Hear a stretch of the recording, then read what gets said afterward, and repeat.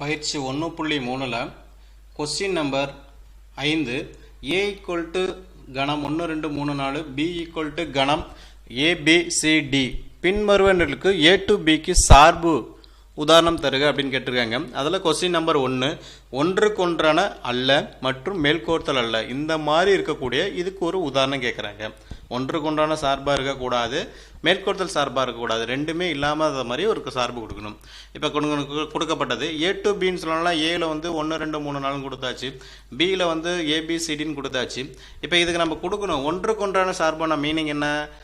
Number of மதிப்பகமும் number of வீச்சகமும் சமமாக இருக்கும். இதில் இருக்கிற எல்லா நம்பரும் வீச்சகத்துக்கு இருக்குது போயிருக்கணும். மேல்கோர்த்தலுங்கிறது நம்பர் ஆஃப் துணை மதிப்பகமும் நம்பர் ஆஃப் வீச்சகமும் சமமாக இருக்கணும். அப்படி இருந்தால் தான் மேல்கோர்த்தல் சார்பு. ஆனால் இங்கே அல்லேன்னு எழுதணும். அப்போ நம்ம என்ன பண்ணுறோம், நம்மளா எடுத்துக்கலாம். 1 வந்து பிக்கு போகுதுன்னு எடுத்துக்கிட்டேன், 2 வந்து எங்கே போகுது ஏக்கு போகுதுன்னு எடுத்துக்கிட்டேன், 3 வந்து எங்கே போகுது டிக்கு போகுதுன்னு எடுத்துக்கிட்டேன், 4 வந்து டிக்கு போகுதுன்னு எடுத்துக்கிட்டேன். இது நம்மளா எடுத்துகிட்டு நீ மாற்றி கூட எடுத்துக்கலாம். இப்போ இது பார்த்தோன்னா ஒன்றுக்கொன்று இது வந்து சார்பு முதல்ல.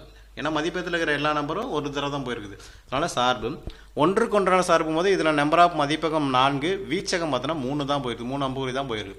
அதே மாதிரி மேல்கோர்த்தல் சார்பு பார்த்தோன்னா துணை மதிப்பகம் 4, வீச்சகம் 3 தான். அப்போ ரெண்டுமே கிடையாது. ஒன்றுக்கொன்றான சார்பும் அல்ல, மேல்கோர்த்தல் சார்பும் அல்ல. இதுதாங்க முன்னாடி கொடுத்துருக்கேன். நம்பர் ஆஃப் மதிப்பகம் ஈக்குவல் டு நம்பர் ஆஃப் வீச்சகம், நம்பர் ஆஃப் துணை மதிப்பகம் ஈக்குவல் டு நம்பர் ஆஃப் வீச்சகம். இப்படி இருந்தால் உனக்கு ஒன்றுக்கொன்றான சார்பு, இது மேல் சார்பு.